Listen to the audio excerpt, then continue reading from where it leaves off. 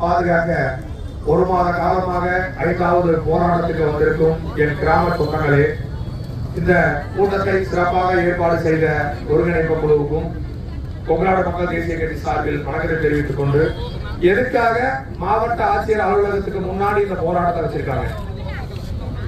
நம்மளுடைய வாழ்க்கைக்கு உத்தரவாதம் அத்தாரிட்டியும் கலெக்டர் தான். 4 கட்ட போராட்டத்தை அங்கேயும் நடத்துறோம், கலெக்டர் கண்டுக்கவே இல்லை.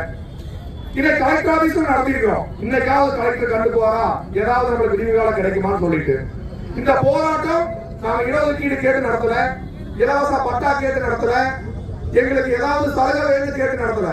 எங்களுடைய வாழ்வாதாரத்தை காப்பாத்துங்க, எங்களுடைய மண்ணை காப்பாத்துங்க, எங்களுடைய நிலத்தடியை காப்பாத்துங்க, எங்களுடைய ஊராட்சி மக்களுடைய வாழ்வாதாரத்தை காப்பாத்துங்க தான் நடத்துறோம். இது ஏன் இந்த மாவட்ட ஆட்சியருக்கும் மாநகராட்சி அதிகாரிகளுக்கும் தெரியுமா? இது கேட்டா விவசாய குடும்பத்துல பிறந்தன்னு சொல்றீங்க. விவசாய குடும்பத்தில் பிறந்த உங்களுக்கு இந்த விவசாயியோட வழி ஏன் தெரியவில்லை? நீங்கள் விவசாய குடும்பத்தில் உண்மையாக பிறந்து விவசாயம் செய்து வாழ்ந்திருந்தால் இந்த மக்களுடைய வாழ்வாதாரத்தை அளிக்க துடிப்பீர்களா? இன்று நீங்கள் அரசு அதிகாரியாக இருக்கலாம், ஆனால் உங்கள் தலைமுறை கண்டிப்பா விவசாயம் தான் செய்திருக்கும். அவர்களை நினைத்து பாருங்கள், உங்களுடைய பாட்டன் கூட்டனுடைய சிரமத்தை நினைத்து பாருங்கள், விவசாயிகளுடைய கஷ்டத்தை நினைத்து பாருங்கள். நினைத்து பார்த்து இந்த பகுதியிலே குப்பை கொட்டுவதை உடனடியாக நிறுத்துங்கள். இந்த பகுதியின் நிலத்தடி நீர் 250 ppm தான் இருக்கும். திருப்பூர் மாவட்டத்தில் எங்கும் இந்த மாதிரி தண்ணி இருக்காது. நீங்கள் ஒரு குழுவை அமைத்து அங்க வந்து ஆய்வு செய்து பாருங்கள். அப்படி இந்த அருமையான நிலத்தடி நீர் பொண்ணு விளைகின்ற பூமி இந்த பகுதியிலே வெங்காயம், போத்தாலை, எட்டுணவு சந்தைக்கு 50% காய்கறி வருது. இது எல்லாம் நீங்க அழிக்க வேண்டுமா? அழித்து விட்டு இடத்தை கொண்டுட்டு போக போறீங்க. 100 ஆண்டு காலம் இந்த பகுதியில் இருக்க போறீங்களா? சிந்திச்சு பாருங்க.